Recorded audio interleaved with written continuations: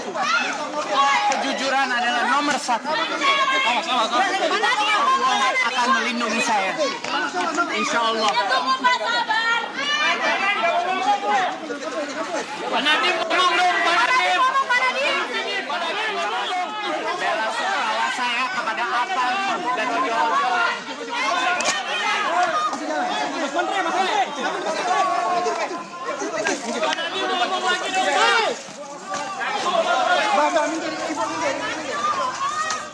Saudara, ini adalah visual terkini di Kejaksaan Agung Jakarta, di mana Nadiem Makarim keluar dari Kejaksaan Agung untuk dibawa kembali, dan ini adalah visual terkini ketika Nadiem Makarim telah ditetapkan sebagai tersangka pengadaan Chromebook di Kemendikbudristek sekitar tahun 2019 hingga tahun 2022. Dalam kasus ini, Kejaksaan Agung telah menetapkan 4 orang tersangka dan menjadi 5 orang tersangka termasuk menteri ataupun mantan menteri Nadiem Makarim.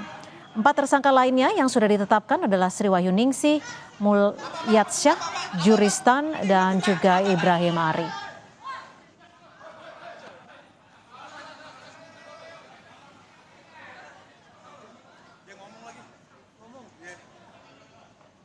Katanya udah tahu kebenarannya. Wih, gue ngirim apa?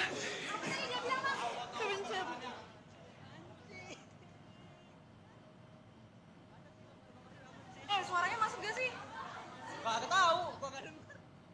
Disampaikan kemarin oleh Kejagung itu bagaimana Pak? Yang ada arahan. Saudara, Nadiem Makarim pagi tadi diperiksa untuk ketiga kalinya dalam kapasitasnya sebagai saksi terkait kasus pengadaan Chromebook di Kemendikbudristek. Nadiem Makarim tiba di Kejagung pada pagi hari bersama kuasa hukumnya. Usai menjalani pemeriksaan siang tadi, Kejaksaan Agung secara resmi memberikan pernyataan jika Nadiem Makarim menjadi ataupun ditetapkan sebagai tersangka pengadaan Chromebook di Kemendikbudristek pada tahun 2019 hingga 2022.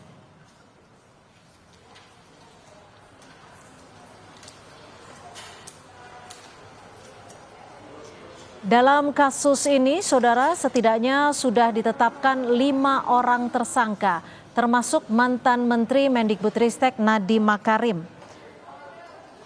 Kasus pengadaan Chromebook dilakukan Kemendikbudristek dari tahun 2019 hingga 2022. Sejumlah fakta ditemukan terkait dengan rekomendasi penggunaan laptop berbasis Windows, di mana Chromebook dianggap tidak efektif, terutama di sejumlah daerah dengan koneksi internet terbatas. Dalam kasus ini, negara mengalami kerugian triliunan rupiah. Kalau dalam keterangan yang disampaikan oleh pihak Kejaksaan Agung terakhir kali disampaikan, sejauh ini untuk perkara yang menjerat mantan Menteri Pendidikan, Kebudayaan, Riset, dan Teknologi Nadiem Anwar Makarim ini sudah ada 120 saksi dan 4 ahli yang sudah diperiksa dalam perkara ini, sehingga pada akhirnya Nadiem Makarim ini sudah diperiksa 3 kali sebagai saksi, dan saat ini visual yang Anda lihat adalah Nadiem keluar dari gedung Jaksa Agung Muda Tindak Pidana Khusus Jampitsus Kejaksaan Agung Jakarta Selatan telah mengenakan rompi tahanan Kejagung.